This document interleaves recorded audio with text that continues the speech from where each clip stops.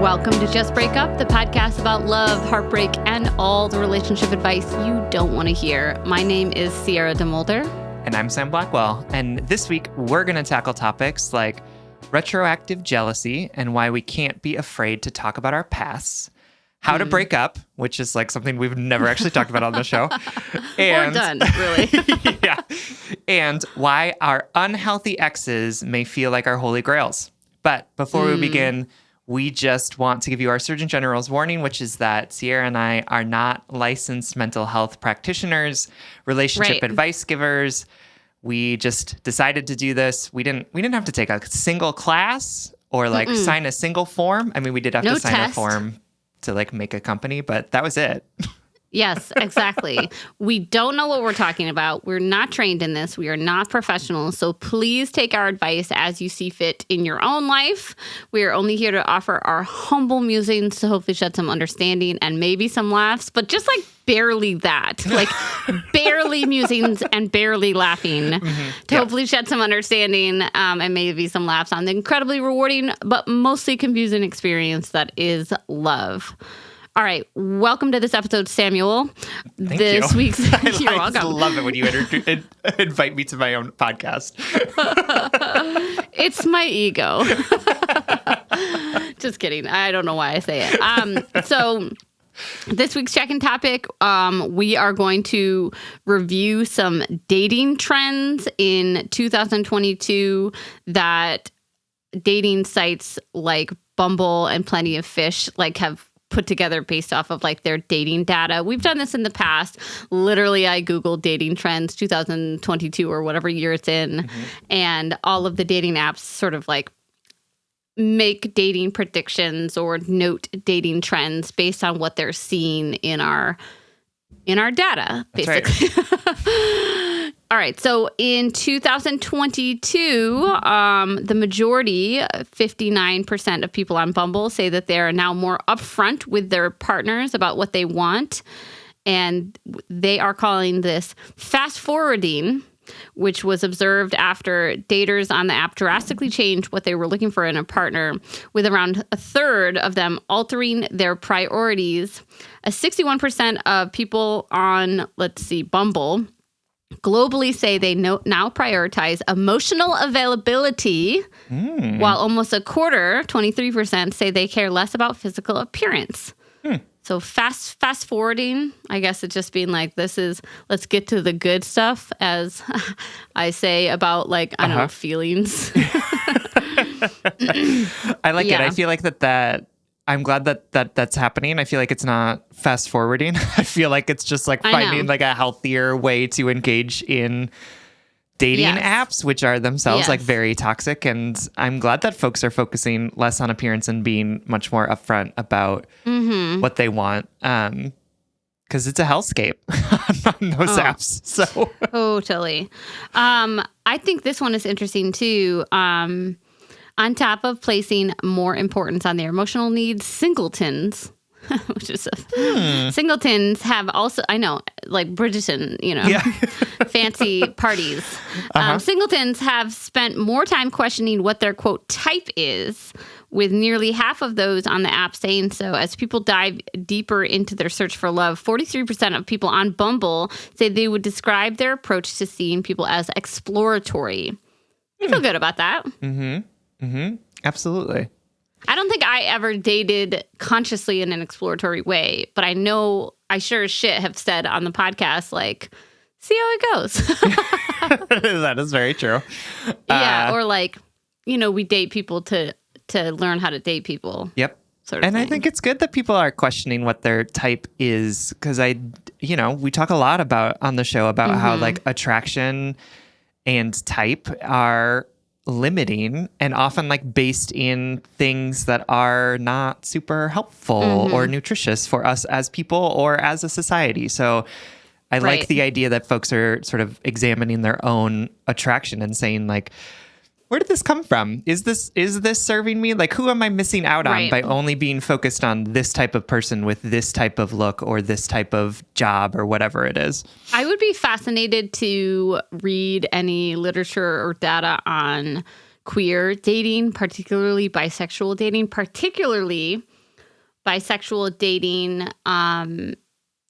with people who have traditionally dated in heterosexual realms. Like I feel like the conversation in the queer community has really started to show some accountability to being less biphobic and less stringent about the idea that like you have to be one or the other. And I'd love to hear, I'd be curious to see about like bisexual people who identify as men and bisexual being more upfront about that. I feel like that's probably one of the more stigmatized identities in the queer world by other queer folk and straight folks. Like I know that we've had letters before about people being, oh no, wait, that was just an episode of Sex and the City where Carrie. Yeah, there it is. Yep.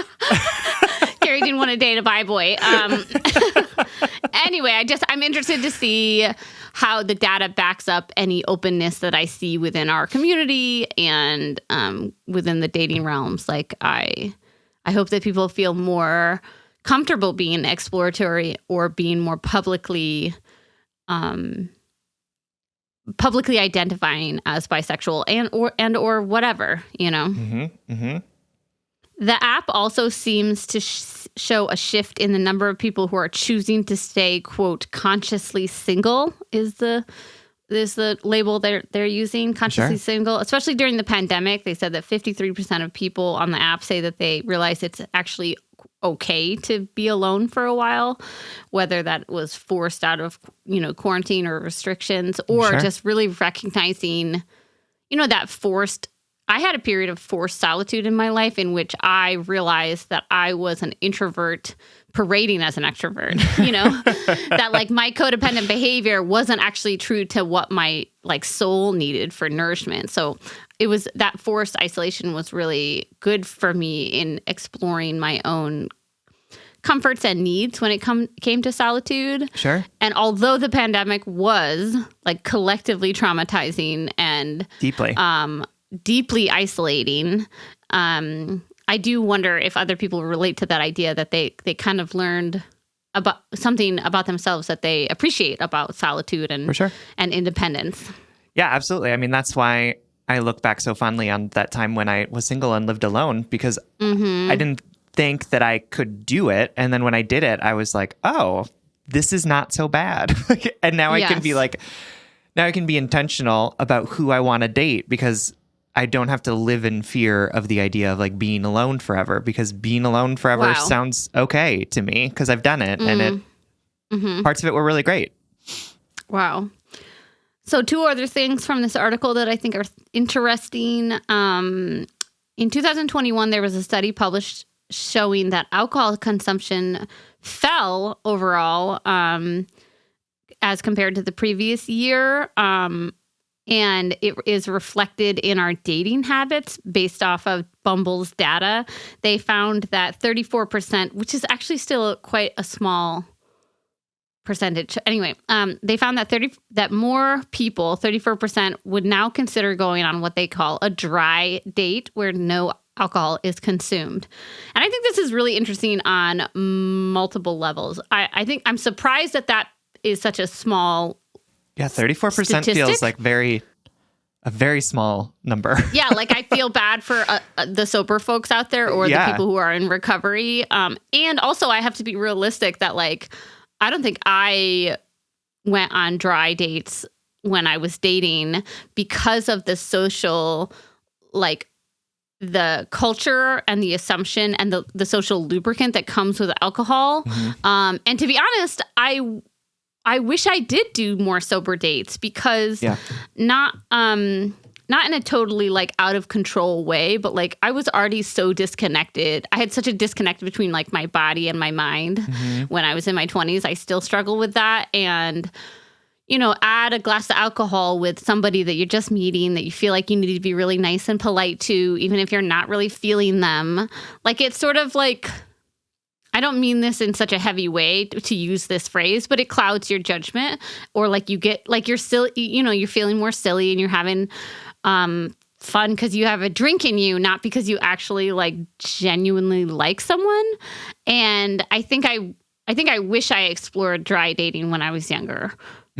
Does that resonate with you at all? Yeah, for sure. I went on some dry dates when I was dating, and they were also very fun. Yeah. And I mean, I think I totally understand why people would want that social lubricant, but I think you're absolutely right. And I also, like, now that I am old and my body processes alcohol differently, I think I would be very refreshed by the idea of doing something that is not getting drinks and was instead like, let's go to a movie or something. Yes, me too. I wish I had that when I was younger, or like I wish I felt like I could request it in a more empowered way. And I also, I mean what I said before, like I think that, and I'm sure folks out there who struggle with substances, or who are just consciously sober and not interested in drinking, or don't consume alcohol for health reasons or whatever. I can only imagine that our drinking culture, as it is paired with dating, can be really isolating and really full of like sort of societal pressures and the idea of like normal, when it is just mild poison that we like constantly consume. Mild poison is a phrase from that, Nathan Pyle comic of the alien Strange Planet. Oh, so yeah. I can't take credit for that joke, but it's true. Like it is just mild poison that we just like, we're like, yeah, no, this is cool. Anyway, so the last thing that the article brings up that I have mixed feelings about and like would love to see the data. It says the dating platform also predicts that, quote, power PDA is back in a big way now that vaccination rates are higher. And they write, it's not just celebrities like, I don't know. It's not just celebrities like Kourtney Kardashian and Travis Barker who are getting on the trend. And then they said, which is like a weird celebrity shout out. They say nearly 70% of daters around the world say that they are now more open to public displays of affection post-pandemic, their words. Sure. But concerns that another lockdown might be on the way are causing some daters to consider whether they want to invest their time and feelings into another person right now. Weird, right? Power PDA, I don't know what that is. Me neither. Using Kourtney Kardashian and Travis Barker as an example, I imagine it's just like sucking face and I mean this with no disrespect, but sucking face in a way that is like arguably described as sucking face yes. in public. PureWow.com says that Power PDA can't wait. is defined as an unapologetic display of affection from kissing to ass grabbing, and places very little importance on who's around to see it or if anyone may be uncomfortable by it. This feels like a straight thing for sure. Yeah. Oh, and connecting to the thing I just read about like not being afraid of another lockdown, Plenty of Fish has coined the phrase hesitating, feeling indifferent about dating or not unsure if you want to date seriously or casually because life in general feels so uncertain right now. Yeah, that's fun. We're all experiencing a collective trauma. I'm living. Same. Yeah. All right. So this is all from an independent article. Obviously, we care a ton about our sources and definitely fact check them. And what was the website like that you just looked up? PureWow.com. Listen, sounds dependable to me. It sounds like a whole lot of fun, honestly. Yeah. Anyway, that is just some information that the Independent collected from data from Plenty of Fish and Bumble, and I think it's interesting. Okay, let's get into this week's letters. The first one is from Panicked and Overwhelmed. Oh my God, just both. Fatal combination. Whose pronouns are she, her, who is writing to us from Retroactive Jealousy Town. Hi, Salmon Sierra. I'm a 23-year-old woman, she, her, and my boyfriend is 26 years old, he, him. We've been together for a year blissfully, and he's such a loving, supportive partner. In the past, I was in multiple abusive relationships that left me with a serious, anxious attachment style. I'm in therapy and currently working on my relationship patterns. My partner is aware of my attachment style and is extremely reassuring and kind to me. I have never felt love like this before. So what's the catch, you might ask? Although I suffer from severe anxiety, my partner suffers with extreme retroactive jealousy. With my anxiety, I find myself sometimes getting jealous of my partner's past, but is nothing that I fixate on for too long. My partner, on the other hand, is very triggered by knowing anything about my past, even if it has nothing to do with relationships. He's an open book with his experiences. He has never wanted to know anything about mine. When I've asked him why he doesn't want to know, he admitted to me that he suffers from retroactive jealousy. I had never heard the term before, so I asked my therapist about it, and she filled me in. His jealousy is so severe that he has told me that if he knows about certain things, it will make him feel physically sick. His stance is, the less I know, the better. I've accepted this for a long time and was very aware of his feelings until this jealousy started to turn into more. I would notice that he would get upset or quiet if I talked about a concert I went to 6 years ago, for example. He also went cold on me when I talked about my first time drinking alcohol. He says that knowing these things about me makes him feel very uncomfortable. Yet he has told me many stories about his past experiences, and we have laughed about it, and I never thought about it again. I try to be as empathetic as I can towards the issue because I know it is very triggering for him. But what am I supposed to do? Pretend that I didn't have a life until I met him? Like I mentioned, he is very aware of this issue and understands it is not my fault. I am not sure how to go about this problem. At the end of the day, it does make me feel bad about myself sometimes. He has mentioned that it makes him feel very insecure that he has intrusive thoughts like this. I do love my partner so much, and other than this, our relationship is very healthy. Thank you for taking the time to read this, and I appreciate all that both of you do. Sincerely, Panicked and Overwhelmed. All right, Panicked and Overwhelmed. Thank you for writing to us and for sharing this experience with us. I'm sorry that you are feeling like you need to walk on eggshells around this person to not talk about things that are going to trigger him. And I have a lot of empathy for your partner too, that obviously this is something that really is distressing for him. And, you know, I don't think that he's actively choosing to feel this way about your past. But I know that it's really creating a really difficult and tricky situation for both of you to be in, that he's having these really intense experiences and feelings around things that are pretty innocuous, right? Things that are not necessarily something to have big feelings about.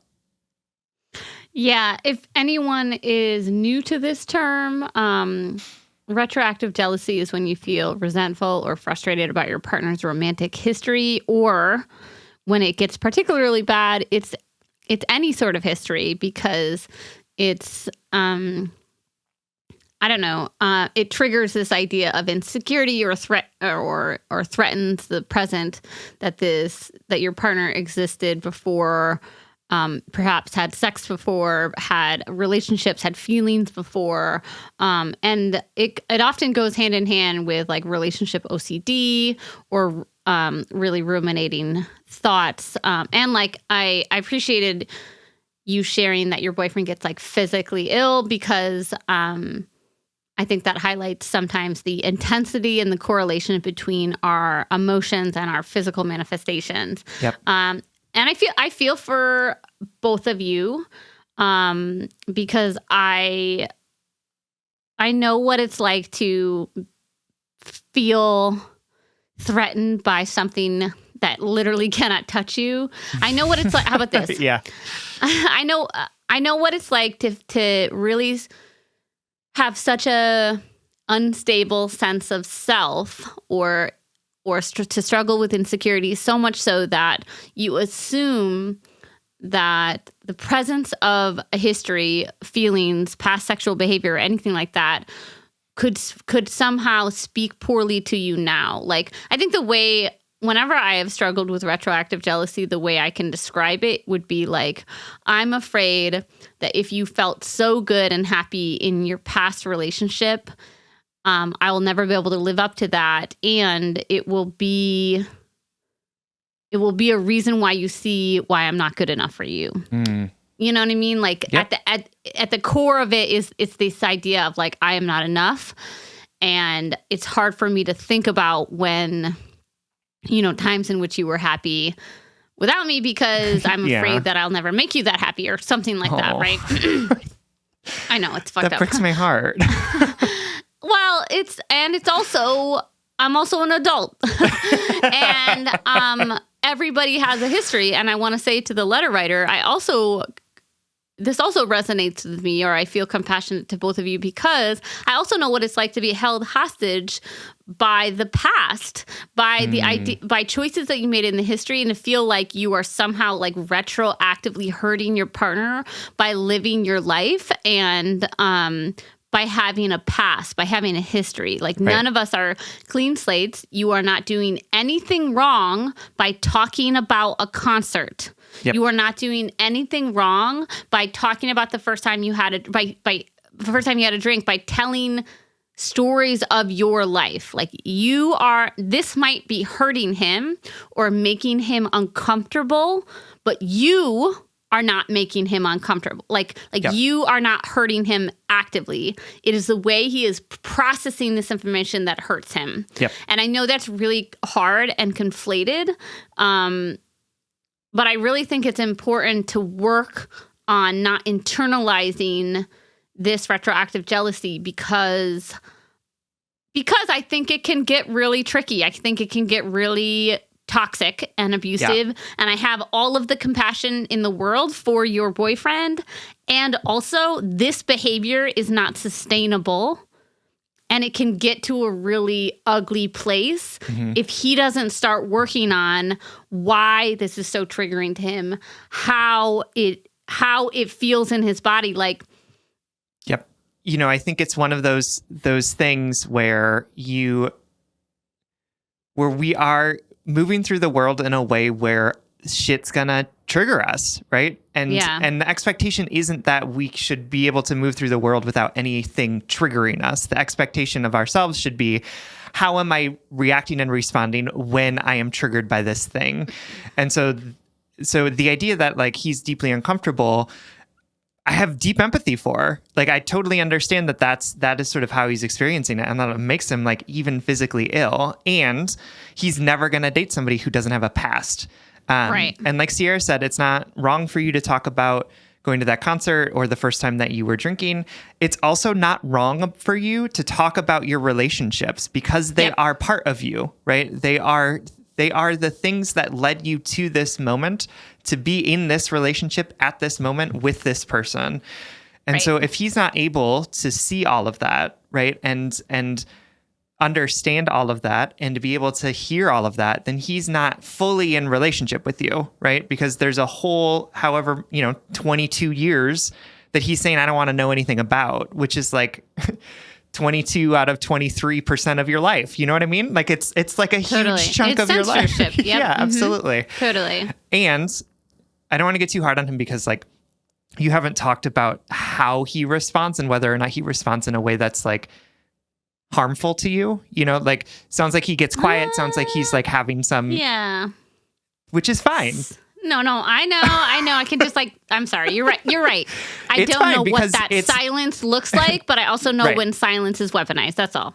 For sure. But it's also not your job to make him comfortable all the time, right? And if your expectation is that he's comfortable all the time, that is also an unreasonable expectation of him, right? So like the idea that, he got quiet and now it's my job to fix it is also something that we need to be talking about and working on. Because if his response is, I'm having a reaction to this, and so what I'm going to do is get quiet, that's not necessarily a problem, right? If he's not talking to you for a long time, or if he's like being huffy or whatever, like we can talk about that. But if he is coping with that trigger by doing things that are healthy for him in that moment, to say, I'm not going to get mad. I'm not going to say, stop talking about that. I'm going to do the internal work to say, to do the internal soothing that I need to, and that means it looks like I get cold for a second or for a few minutes, cool, right? Like, it's not your job to fix him in that way. Like, you can talk about your past and he can have the reaction to it. And you can find a way to recognize that, like, he's probably always going to have this triggered response. And it's not your job to prevent that trigger. It's his job to figure out how he wants to respond to it. Yes. So absolutely, I think Sierra's absolutely right that, like, silence is weaponized. And if he's, like, not speaking to you for a long period of time, cool. You explained that perfectly. Thank you. Because you're right. You're right totally that you can have an imperfect reaction and be working through your shit. Yeah. Or like you can have a messier or a colder or a whatever reaction, and then as long as you're repairing, as long as you're bringing it back, you were absolutely right to paint that picture. Because that's how I respond when I am triggered to things, right? Like, if Peter does something and I have like an initial reaction of like irrational anger or whatever, like, the thing that I do is I just like stop and I'm like, what's coming up in me? I know that this feeling isn't the feeling that I want to have. So what do I need to do? And it looks like me just staring at him for like 15 seconds because I'm like literally processing. I can picture myself doing it. And then being like, okay, here's what's coming up for me. Right. And again, like, part of what being in relationship looks like is sometimes we have to be okay with the fact that, like, the stuff that we're going to do is going to, like, and bring a reaction in our partner that isn't just love and comfort, right? Sometimes it's going to be like, which is all to say, I want you to talk about your past. I want you to tell your partner that it's not an option for you not to talk about your past. Correct. And to say, so when this reaction comes up in you, what's the best way for us to handle it, right? Like, what do we need in those moments? Because I can't not talk about the things that I've done, the people that I've dated. It is part of who I am, and it's part of this relationship, whether or not we want it to be. And what are we going to do? What's going to be most helpful when you're having these reactions or when you're triggered by this? Because I can't censor myself. And it's also not my job to make you not feel this way about what I'm saying.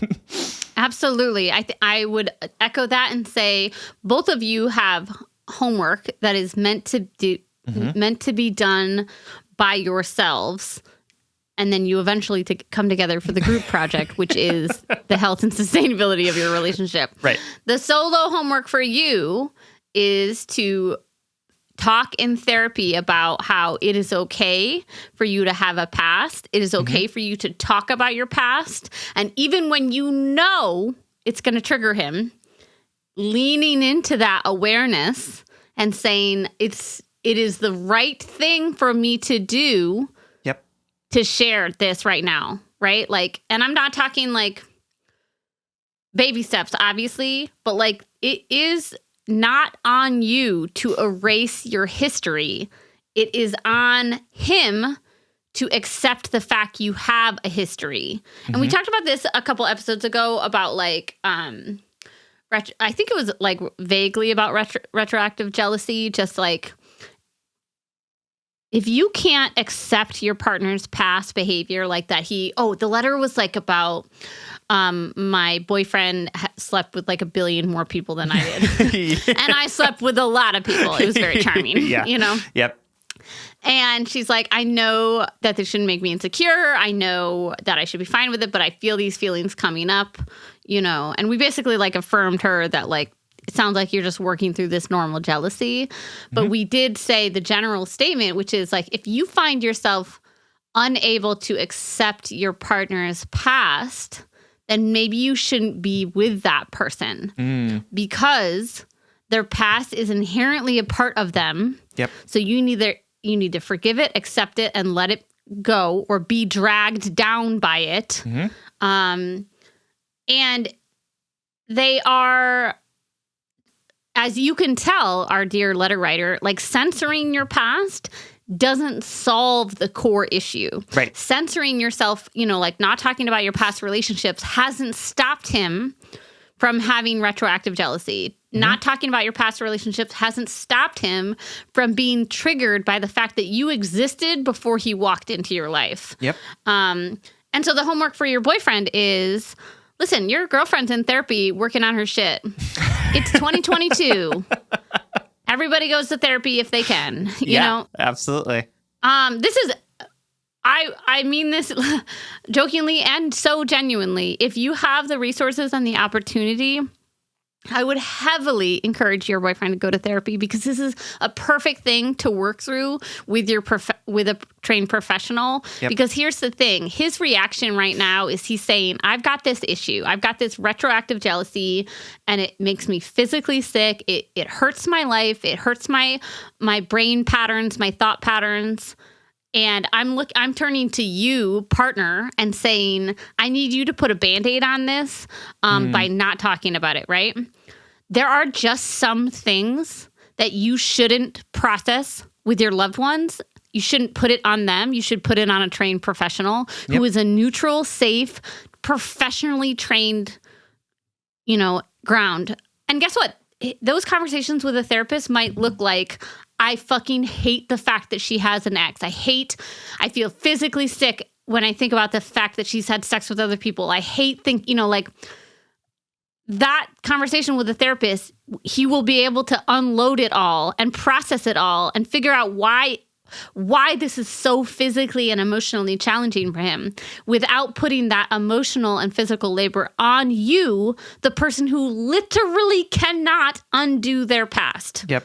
I can't stress this enough, that you can be there for your partner. You can support your partner. You can figure out the changes and, healthy pathways for you two within your relationship to support one another through this. But you cannot be what solves his retroactive jealousy. Yep. Absolutely. Absolutely. And I want to say that like toxic and unhealthy behavior can look like kindness, right? It can look like passivity. It can look like this thing, like even the idea of like, he's not yelling at me, he's just saying that I don't want to know about it, right? Like that can still be really toxically played out. So as you're doing this, right, I want you to remind yourself that it's not your job to fix it. And I want you to be on the lookout, because if this pattern continues, I don't see a way for it to be anything but unhealthy for you two, right? Like I don't see it being anything but a red flag, this idea that he doesn't want to know anything about your past. Because again, like Sierra said, there's no way to get out of that situation, because guess what? You have a past, whether or not he wants to hear about it. Right. And you're going to have to talk about it, whether or not he wants to. So I do think that it's possible for you two to do work to figure out how to be in relationship with each other. And if he's not doing the work to figure out how he's going to be able to cope with the fact that you have this past, then I don't see any way for this relationship to continue without it turning into something that's going to be toxic and not good for you, because you can't censor yourself for the rest of your life. It is impossible, and it's not fair to you. And I can tell by your anxiety, your anxious attachment style, that you're taking this all on and saying, it's my job to fix this. I will just be quiet. I won't talk about it. And that's exactly the opposite of what I want you to do, even though I know that is probably your first impulse, because I don't want you to be in this place where your little anxious brain is allowing this behavior to continue just so that you can stay in relationship with this person who seems like a really great guy and also is doing some stuff that's doing some behavior that reads as pretty toxic to me, and that can only get more toxic as time goes on. And if we haven't said it enough already, I totally have compassion and empathy for your boyfriend. For sure. And I absolutely believe that what he is physically experiencing and emotionally experiencing is real and is deeply challenging to him. Yep. And it's relatable to me. And also, I have insider knowledge that this sort of like obsessive retroactive jealousy, this request of you, it doesn't go away just with time. Like, okay, so say you date for the next 10 years, that still means he has this period of your life that you can't talk about, or that like it doesn't erase that. Like time spent doesn't erase that sort of obsessive, intrusive those thoughts. And also from lived experience, I've noticed that they often become more heightened. The thoughts become more obsessive. They become more cyclical. And again, we are not professionals. We're not trained in this. This is why you should both be talking to mental health professionals about this. But it doesn't go away with time spent is all I'll say. For sure. Because it just gets tamped down. It doesn't get brought into the open where we can actually make some decisions about it. So, right. All this to say, panicked and overwhelmed. I'm so sorry you're feeling panicked and overwhelmed. That's a lot of things to be feeling at the same time. At the same time, yeah, for sure. We know that this is a really tricky situation, and it's really easy for us to sit here and make some sort of authoritative statements about what you should and shouldn't be doing. But we know that it's really hard when you're actually in it. So our hope is that some of this advice finds you in a way that is helpful. And we hope that you're doing what you need to do to take care of yourself in this really tricky situation. So thank you for sharing with us. We hope that this helps. That was perfectly said, Sam. We love you. We hope that this helps. All right. Our next letter comes from Lufa McSteamy, whose pronouns are she, her, who is writing from a nice hot shower. I'm a 30-year-old woman, and I've been dating my hella rad boyfriend, also 30, for almost 3 years. I love him so much, and he's such a fun guy to hang out with, go on adventures with, and, if I may be so bold, a very generous lover. We don't live together, but it's something I've brought up a few times in the past year. I've never actually lived with a partner, and I'm honestly curious and excited to see what it's like. He's a bit more reluctant. Logistically, it doesn't really make sense at this time. He lives and works downtown in our city, and I'd honestly love to live downtown as well, but I work from home and own a house way out in the burbs. He loves the downtown lifestyle too much to give it up, and I'm tied to the place I'm in now, so it's a bit of an impasse. He says that, quote, when the stars align, or if he ever gets a job where he can work remotely, he'll think about it, but he's not actively looking for said job. I understand that he's more of a live in the moment kind of guy, which is totally awesome most of the time, but this isn't exactly a decision that will just happen on its own. I'm too much of a planner to just leave something like this up to fate. Aside from the living together issue, recently we've been to some weddings, and when I asked him if marriage is something that he's interested in down the road, he said that he doesn't see the point and that common law relationships are basically the same thing, but with the option to leave if things don't go as you'd hoped. His parents and grandparents are divorced, and he's seen the legal nightmare that comes with that, so I can understand his reluctance to go through that himself. But I've always wanted to get married. The thought of having a life with a partner is really appealing, and I think it's an important step to take to really show your partner that you're dedicated and will choose to love them every damn day. My parents, grandparents, and aunts and uncle are still together. I've seen that marriage isn't easy and it requires work every day, but that's what I want. I don't think I'm going to be able to convince him to change his mind, but I don't think I'd want to anyway. I have no desire to marry someone who's reluctantly being pulled down the aisle or is doing it as a favor for me. I want a partner who is over the moon giddy at the thought of calling me his wife. So here's my question. When faced with the fundamental difference where our futures are headed, how do you know when to end things? What we have now is amazing, and I love dating him, but dating is all we're doing, and eventually I know I'm going to want more. When's a good time to rip off the Band-Aid? It's like deciding to get out of the shower on a cold winter's day. You know you need to get out eventually, but staying in feels so good. Aw. Love that metaphor. Me too. More importantly, how do you end things? I've been trying to find the words I'll need, but everything just sounds so lame. We don't fight, and there's nothing problematic that would trigger a breakup. So I know I'll just need to sit him down one day and say, hey, listen, we're finito. The thought of doing that is obviously terrifying because I know I'm going to start crying before I get 2 sentences out. Any advice for breaking up in the gentlest, kindest way possible while still holding on to some of my dignity? Thank you for doing what you do. Love, Lufa. Oh, Lufa, you adorable little creature, you. Yeah, absolutely. This is such a great question. Thank you so much for writing and for trusting us with it.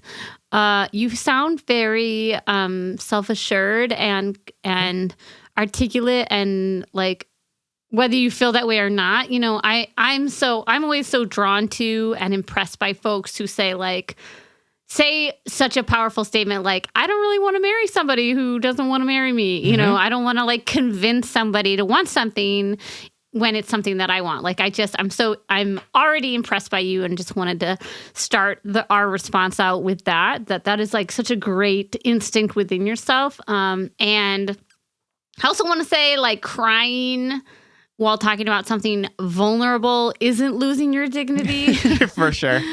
Crying while talking about something vulnerable is like incredibly brave. The same sort of bravity, the same sort of braveness that is required for saying like braveness. Bravery. Bravery, babe. Bravery. Bravery, babe. Oh, fuck. Braveness. Braverity. I like it. Yeah. Same sort of brave. Sorry. Here we go. Same sort of bravery required for saying, I think it feels like we want different things, and I'm okay with that. Being okay with that discomfort. So, listen, dignity. Thing of the past. The new thing is like vulnerability and discomfort. Sure. Yeah. So, how to break up in the kindest, most gentlest way. I have no idea. I've never really fucking done that. But I'm really excited to talk about it. I did it once and it was fine. Give me some deets. How'd it go? I mean, we hadn't been dating for 3 years, which is its own thing, right? We'd been dating for, at that point, like 6 or 9 months or something. And basically just had a conversation with the person about what I was feeling and, tried to sort of hold boundaries around like, this isn't going to change. Luckily, he also wanted to break up with me. So like, that was really nice.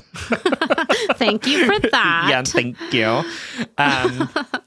Yeah, and just sort of part of it is being self-assured, which it sounds like you are, right? Like part of it, what I'm so impressed with and what I think is going to make this situation, if not easier, at least hopefully something that's going to be more constructive, I guess, is that you are really confident about what you know and want. And I think going into the conversation with that confidence of saying, these are the things that are the issue here, right? You don't want to live together. You don't want to get married. And I know that those are things that are important to me. And I don't want to convince you or try and like trick you into doing those things.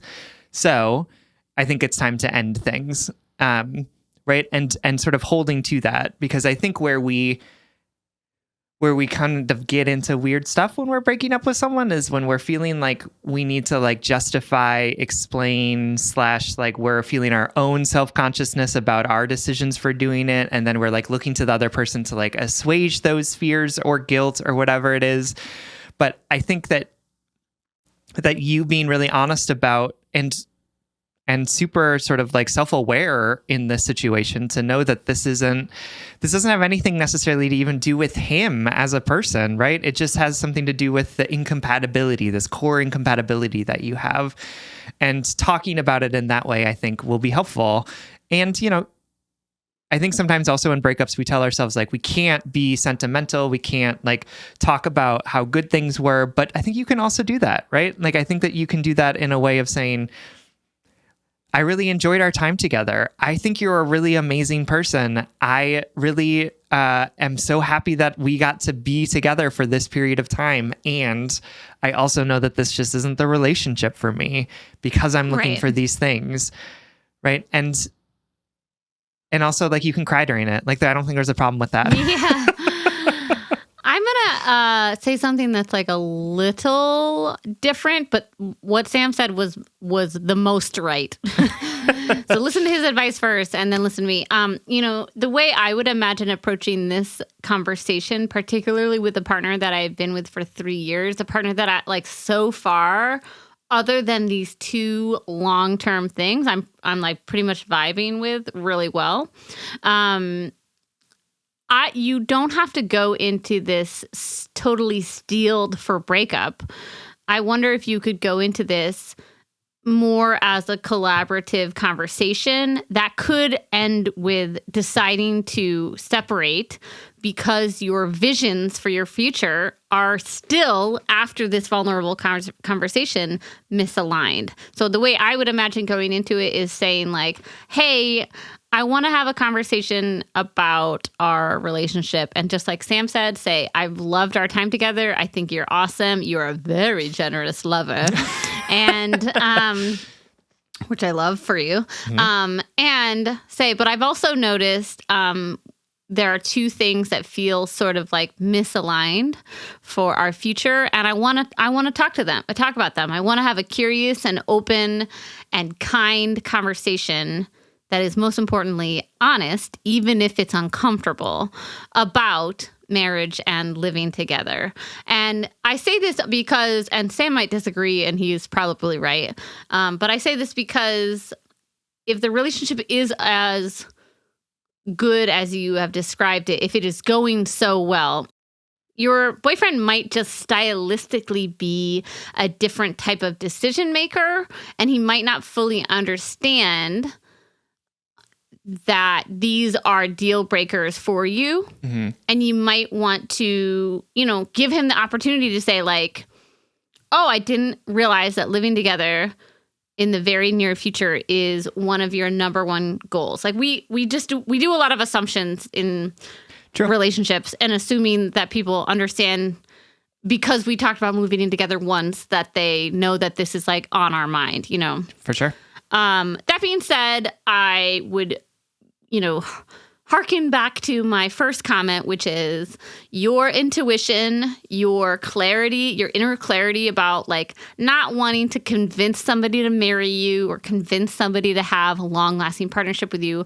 Lean on that first and foremost, but also give your partner an opportunity to say explicitly to you, marriage is not in the cards for me ever. Yep. Or I'm not interested in that. Or I can see how you, and the tricky and vulnerable thing about this is that we have to trust one another, that despite the discomfort of the conversation, despite the discomfort of saying to somebody you love, I don't want to marry you, we have to like trust. Yep. We have to trust that the other person is telling us the truth. The same scenario is if he says, wow, I didn't know this was so important to you. Will you give me an opportunity to decide, or like, I can see us getting married, Do you believe him then? Like, is that you dragging him down the aisle, or is that him learning your boundaries and your relationship vision and adjusting to that vision appropriately, right. Which is totally possible, but it's kind of hard. That's why I said, like, rely on your inner clarity first and then give him an opportunity to tell you something differently. For sure. I guess. Absolutely. And as somebody who, when we started dating, told Peter that I was never going to get married, and then we got married. And you proposed. Absolutely. And I did it because I wanted to get married to Peter, and also because I knew that Peter wanted to get married. And and I was able to shift and change my own feelings about marriage to sort of meet what Peter wanted, and like things are going great, right? Like this is working well for both of us. So there is that possibility out there. And I also totally understand if you're like, that's not what I want. I want somebody who wants to like get into it, like wants to propose, like all of that. That good and stuff. We don't know the details of his marital aversion. Yes, absolutely. Or how it feels to talk to him about it. But I do think that you can go into this conversation knowing that it is an open, curious, compassionate conversation, but that the end goal is either saying, we're going to explore this together a little bit longer towards the track of marriage and moving in together, or we're going to break up. Like, I think you should keep the clarity and the honesty and the vision that you have described so succinctly and powerfully in your letter. But I do think you could approach it as a conversation, because that brings in that gentleness, that compassion. I love our relationship, and also this is what I want, and this doesn't sound like it's something you want. Yep. What do we do with that disparity? Yep. And I think, people always talk about how like never offer anyone ultimatums. That's bad. Ultimatums are fine. Ultimatums are about establishing boundaries and what is in and out of bounds of your relationship. So Right. I do think that having this conversation is fine, but I don't want you to confuse gentleness and compassion with giving up the things that are really Yes. important to you, right? And I don't want you, and I also don't want you to be in a situation where the threat of a breakup causes him to say things that aren't necessarily true. You know what I mean? Right. To like push the Yes, I know. That's why issue, it's like kick so the can. tricky. Yeah. Yes. So like, I do think that I appreciate how self-assured you are in this, and I want you to keep that self-assuredness into this conversation. And I want you to know that like this expectation or this request that you have for moving in together, for getting married, aren't unreasonable. You know this. And that it seems like this sort of live in the moment attitude sometimes causes him to push big decisions down the pike. And I invite you to say like, this is where the stars are aligning, babe, right? So like make your decision now. We gotta, right? Like the stars have aligned in me saying that I either need to end this relationship or we need to move to the next thing. But I also totally understand if you don't want to be in a situation where you are giving people ultimatums. I think that's such a good, that's so good, Sam. Like, because that's what I meant. Like, it's, where do you find the line between you authentically changing his mind and you dragging him down the aisle, like you said? So you have to be open to a little bit of both. Yeah. But again, like Sam said, rely on that inner clarity. You know this situation way more than we do. For sure. You know this partner way more than we do. And there is a possibility to approach this lovely partnership and say, it has come to its own lovely end. You know, we are not meant to be with everybody forever. The choices in a relationship are stay together forever or break up. There are no other options, you know. True. Or you know, save death. That's the third option, right? Somebody dies, you stay together forever. Oh no, somebody will always die. Yes. There we go. So somebody dies or you break up. So you're not doing anything wrong ending a good relationship. Sorry. It's about to be compassionate. No, sometimes our relationship is so woo-woo. And then sometimes we're like, the two options in relationships are that someone dies or you break up. Like, get used to it, friends. Obviously, sweater weather. Get it together. Anyway. All right, my darling. We thank you so much for giving us the opportunity to answer this letter. I loved it. And we hope this helps. Absolutely. We love you. Thank you for writing. All right, our final letter comes to us from estranged soulmate, whose pronouns are she, her, who is writing to us from dumb bitchville.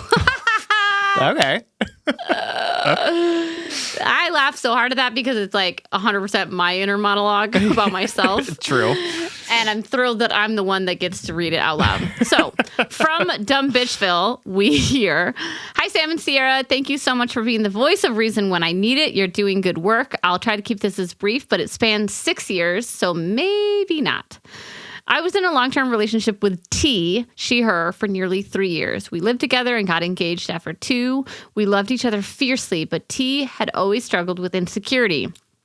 I'm a very trusting person, so it used to infuriate me that she didn't trust me in return. I had my own issues, mostly that as the older daughter of a household of domestic violence and low income, I had unhealthy defense mechanisms, which included shutting down emotionally. This was a recipe for disaster because T was 24/7 emotional tsunami that I didn't understand. Our relationship started to get explosive. It came to a head when she went away for the weekend with friends. When she came back, she broke up with me. I moved out, but managed to get her to agree to us taking a break instead. We decided to work towards being better people so we could be together again. It happened that we spent several days a week together and slept together once or twice.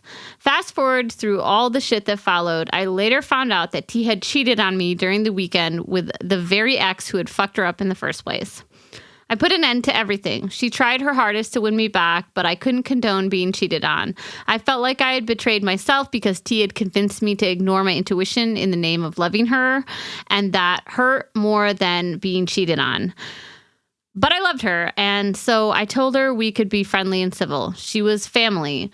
When she realized that she couldn't win me over romantically, she walked out of my life. Being friends with me was too hard.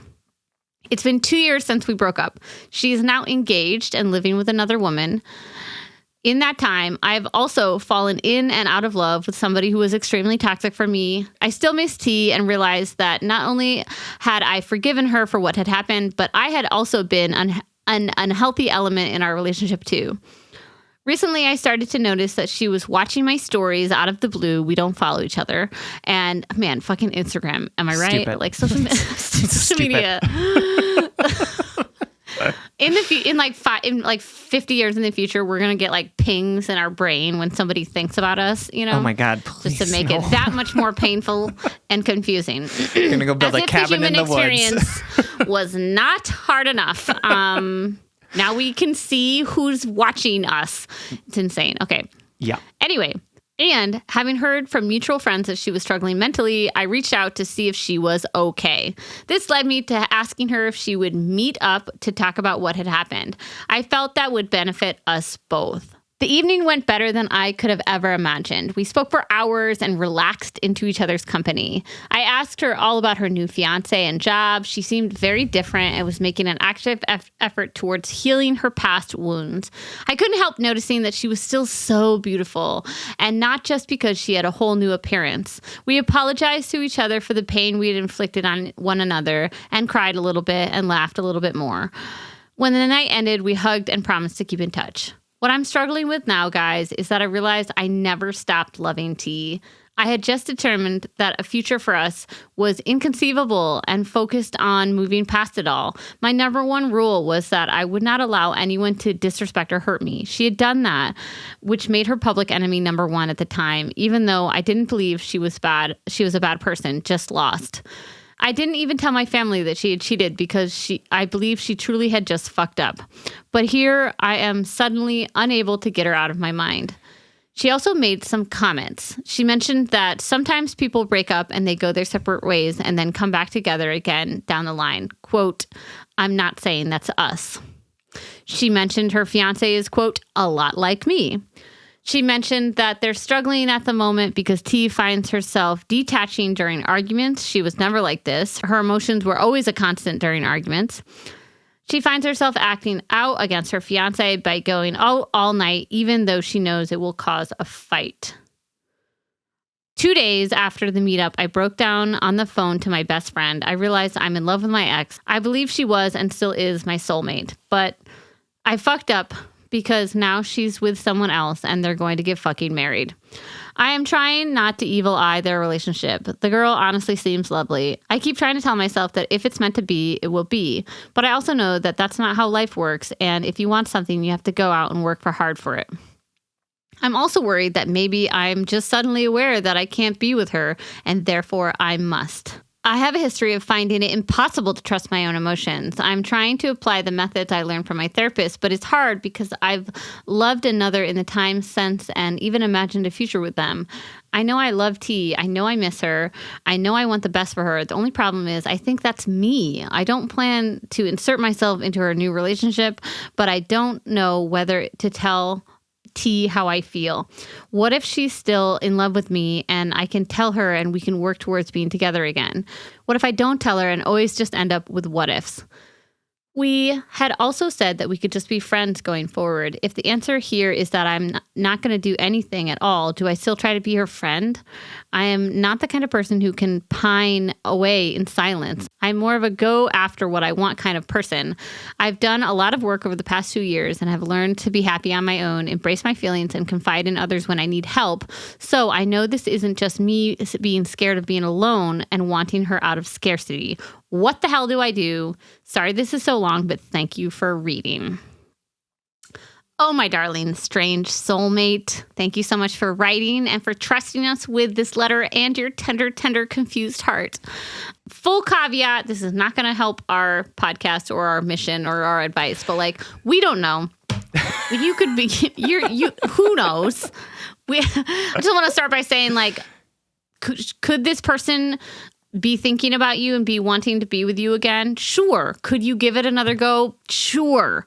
You absolutely could. But I want to say a couple tough love things to you in the meantime. Sure.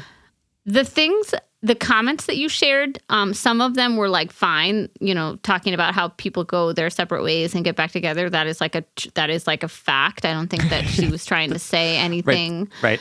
And also the fact that the fiance is a lot like you, that makes sense. We date in types. We date people who bring out similar things and stuff.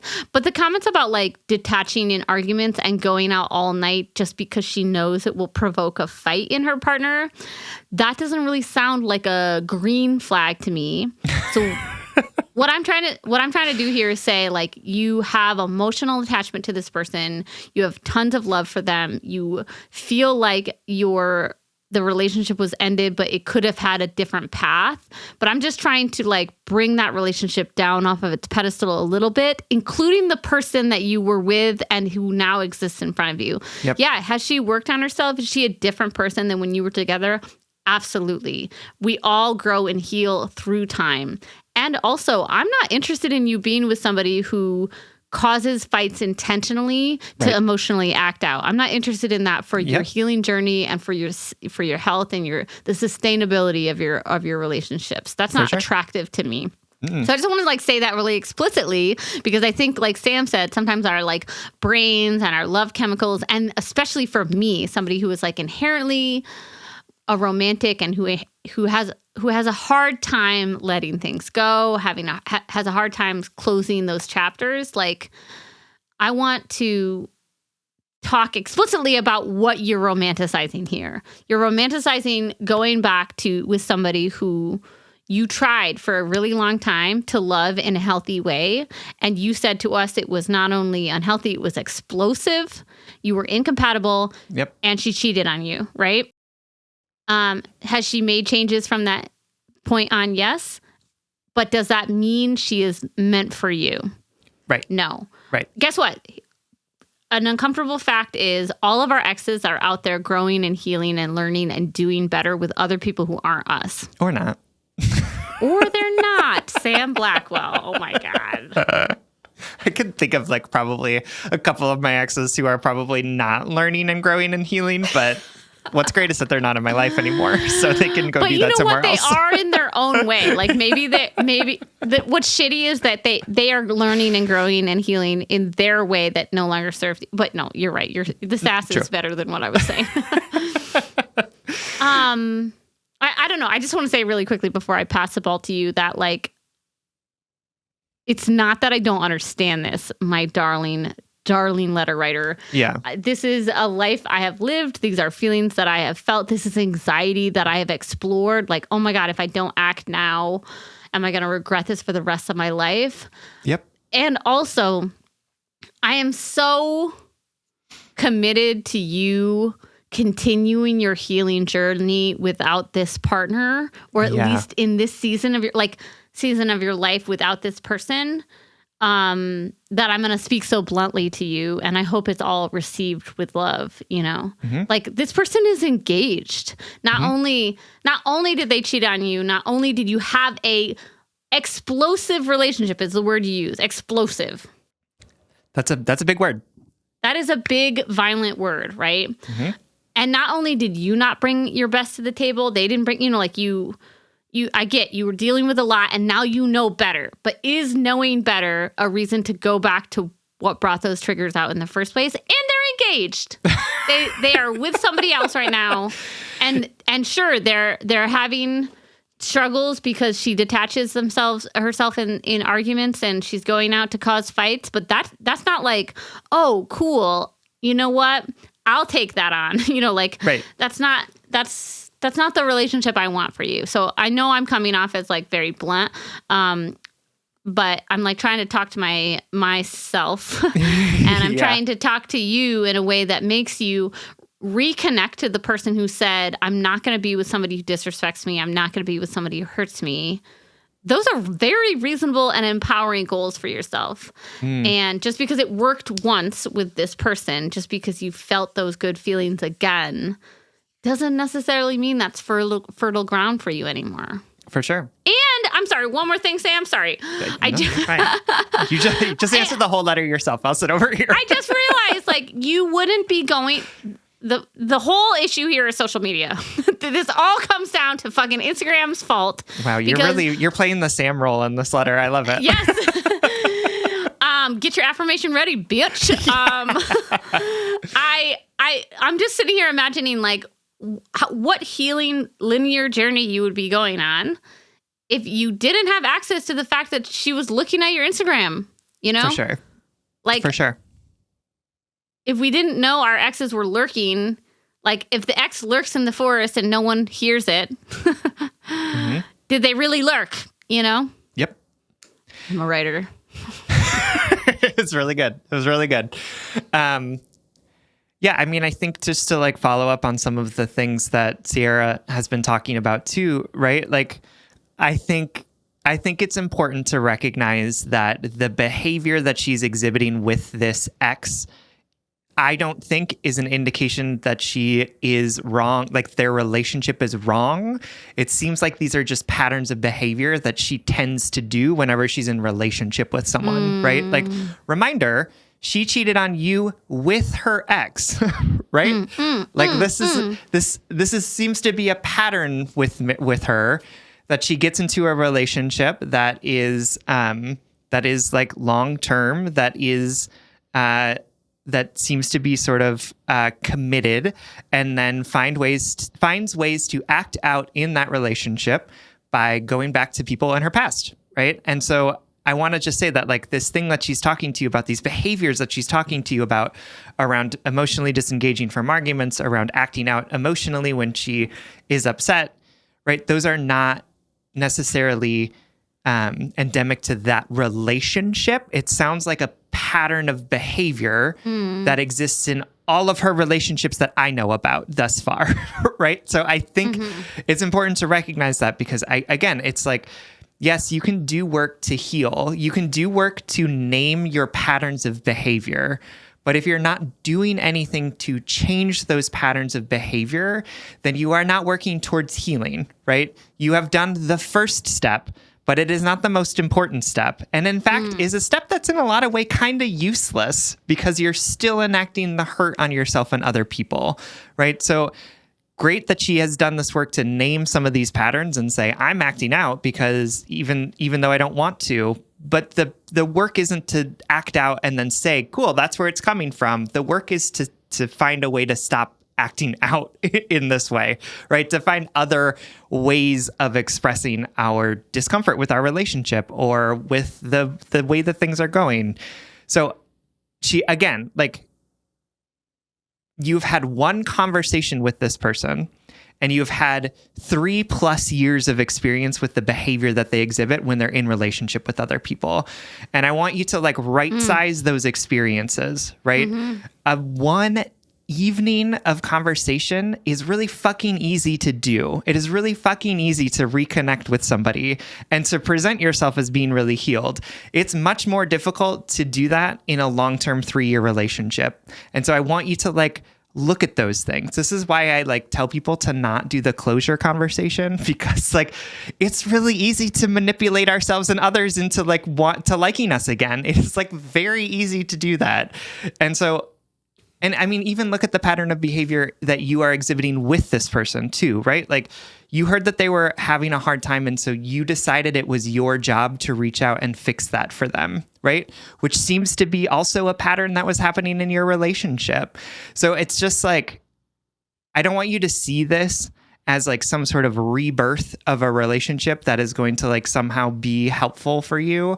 I want you to see it as an extension of that unhealthy relationship that started 6 years ago, right? I want you to see all of this as connected to each other, and not as something that is like a new story, because it's all connected. These patterns of behavior, at least the way that I'm looking at them, are the same as they were 3 years ago. They're just feeling different because you've had enough space to forget how challenging and explosive this relationship was, right? You've had the chance to look back and say, I wasn't super healthy in this relationship too, But then the response shouldn't be, cool, now I need to go back and try and do it again in a healthier way. The response should be, this relationship made me behave in ways that were not in alignment with my values. So I don't need to go back to that place. That's not a safe place for me to be in relationship, right? I need to find something that's going to be more nutritious for me. Someplace where I'm going to not feel like I need to act out because the person that I'm working with here is also acting out. And all we're doing is just acting out against each other, right? I want you to find a relationship with somebody who's going to be able to have these difficult conversations with you, not 3 years after the fact, but while they're happening, right? In partnership with you to figure out how you want to move forward.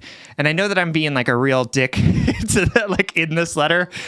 It's because I know that you've been doing work for yourself, and I know what it feels like to fall back into traps with people who you think have somehow changed or have like somehow changed their behavior, and then realize, oh no, shit, this was just a different iteration of that same toxicity.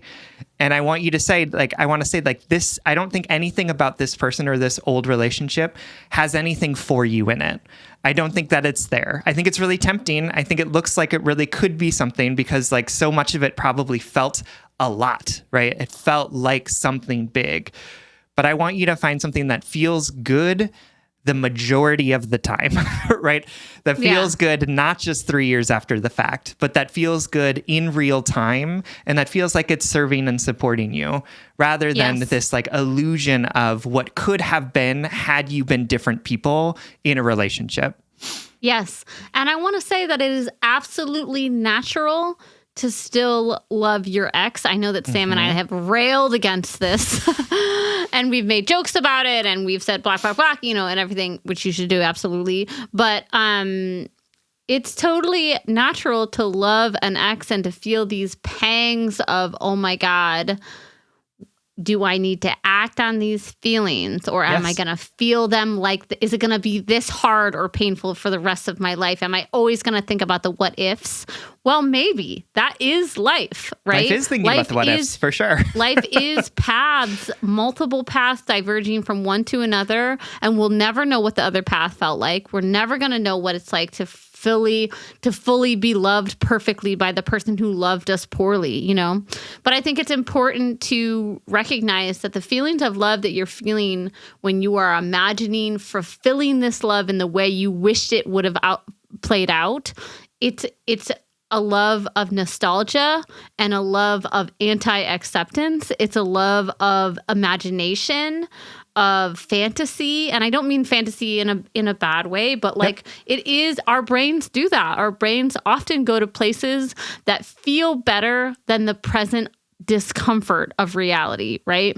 Yep. And so I want you to know that you are totally normal for feeling this way. You're totally normal for having this like boomerang revelation that this whole time you've still loved them. But have you still loved them this whole time? Right. You know, like, is that the same love? Or is this the love that has been growing? Is this a love of admiration and hope? You know, like, I guess what I want to just say is that there's all different ways to carry love for someone in your heart. And many of those loves don't mean that you should get together. Do you know what I mean? Like, it's okay for you to love your ex. It's okay for you to say like, wow, I love that they've changed. Even their new look is beautiful. I'm feeling all these feelings of longing and desire and admiration. And also they're engaged. And also we had a really explosive, relationship the first 3 years that we tried it. Yeah. And I know that even though I have these feelings of intensity for them, I'm going to respect their current lived experience. The fact that they have chosen to get engaged and promise to get married to another person. And I'm also going to just trust that I don't need to create some sort of grand action or expression to reroute my life path. I'm already on it. And there's something out there that's better and more intuitive for me. There's a love out there that won't make me work so hard or explode so big. You know, relationships are work, right? Relationships do take a certain amount of healing and reflection and time and growth, obviously. And also a quote unquote failed relationship isn't something we have to go back and fix. I think that instinct is so intuitive. It makes so much sense that our hearts would say, damn, I fucked up, they fucked up. We had love. The love was real. I know the love is real. It's real right now. Yep. And also, it's not the same thing as a relationship in which you grow to love each other because it is healthy, it's sustainable, it's loving. For sure. Yeah. And, you know, Sam brought up, like, go, there's a place for you that's much more nutritious and safe instead of going back. And I want you to think about it like a city that you have visited. Like, the vacation was good, the city was awesome, the food was delicious, there were some bad parts of it, but, like, you don't have to go back there to relive it. You don't have to go back to the city to think about all the good times that you had there. There are new adventures out there. There are new people, new avenues to explore yourself and this thing called love. Then returning to the definition as you know it to be now. All right, Estranged Soulmate, thank you for writing. I am sure that there are going to be lots of people who relate deeply to this letter. And that have experienced similar things. I know that even now, just thinking about my own relationships as well, like thinking about those people who I still have those fond feelings for and have had to make the decision to, like, not see them because I know that there's no safe space for me there. So this is hard. And the reason why Sierra and I are being so direct is because we ascribe to the idea of radical honesty, right? Let's name the things so that we can make good decisions knowing those things to be true. And we hope that that is helpful for you. But I hope what you don't hear in our conversation is that you're doing anything bad or wrong, that you are not a good person. We know that this is really, really challenging. We know that this experience is a lot. It brings up a lot. It brings up a lot of feelings. So we are in it with you, and we love you very much. And we hope that you find something in this response that's going to help you figure out how you want to move forward in a way that's going to be loving and nutritious for you. Absolutely. We love you so much, and we hope this helps. Thank you so much for writing. All right, that brings us to the blind date segment of this episode. Every show, we like to shout out something that we love that we want to set you up with. And this week, we are sending you home with a show called Queer for Fear. It is on... I have no idea what the show is about, but my brain just went like 100 different places, including like a reality TV show in which you have to eat cockroaches, but you're gay. You know? No, that's not it.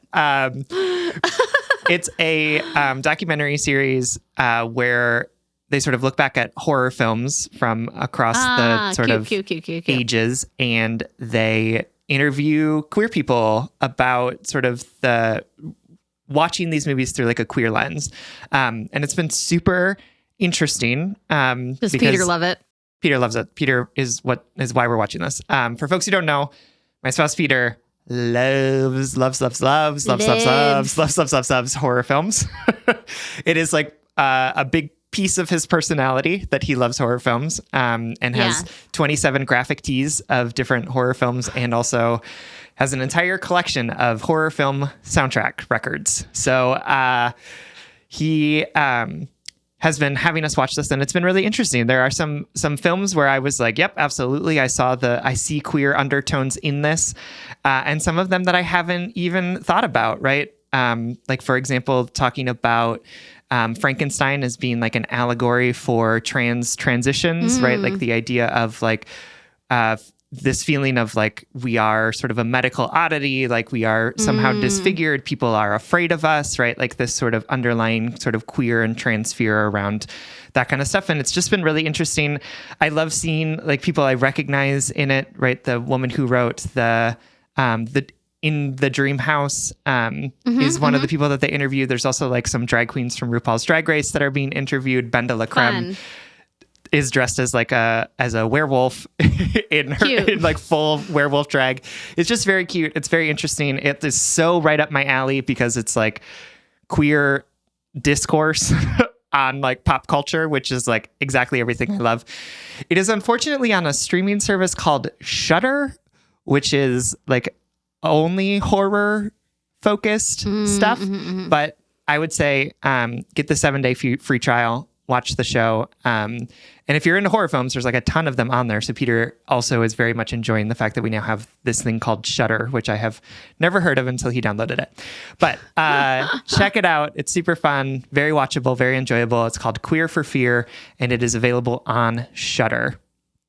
All right, everyone. Thank you so much for listening. You can like us on Facebook, and you can follow us on Twitter, Instagram, and TikTok at Just Break Up Pod. Also YouTube. We're on there too. Yep. You can slide into our DMs, send us your favorite relationship memes, but most importantly, you can submit your questions about all matters of the heart at justbreakuppod.com, which is also where you can find our merchandise. Please remember to follow, subscribe, leave us a 5-star rating and review, and consider supporting us on Patreon. If you support us on Patreon for as little as $5 a month, you'll get an additional bonus weekly episode. We also have annual subscriptions. We have subscriptions at higher levels with different perks, including access to our office hours, which is a Zoom conversation with me and Sierra once a month where we just sort of shoot the shit and answer people's questions as they come up. That's patreon.com/justbreakuppod. This literally keeps our mics on and helps us reach more brokenhearted souls who need 2 random strangers giving them relationship advice. Just Break Up is a production of Duvid Media, original music recording, producing, all magical things by a good friend, Spencer Worth Davis. Make sure to check out his newest podcast, Dang, That's Weird. You can find it anywhere where you're listening to podcasts. And remember, having complicated feelings about an ex is normal. Having loving feelings about your ex is okay. The fact that you're having these feelings is often not a reflection about your ex, but instead a reflection of the fact that you can still feel and love and give so fully. It proves that that you're human, that you're capable of being in relationship with another person who might make that love feel a little bit more nutritious than your ex. And if all else fails, just break up.